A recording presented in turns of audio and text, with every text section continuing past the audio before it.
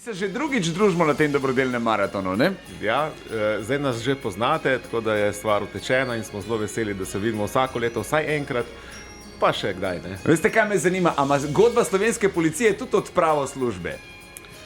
A si morajo kaj v beležko zapisati? Ker ponovadi smo si policaji prej zapisvali ukradena vozila zjutraj in tako naprej. Kako pa to pri vas poteka? Ja, pri nas smo glasbeniki in se ukvarjamo bolj z notami, vse ostalo nam pa seveda povedo drugi, kam in kdaj. Zapišete si ukradene note, pa jih pa iščete. Ja, tisto pa potem.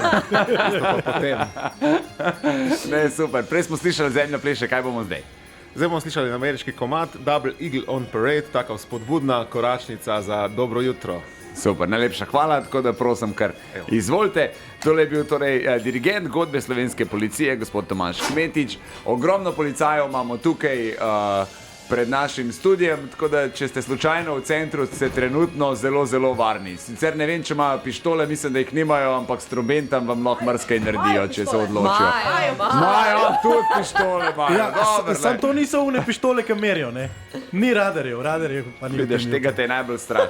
Okay. Godba slovenske policije.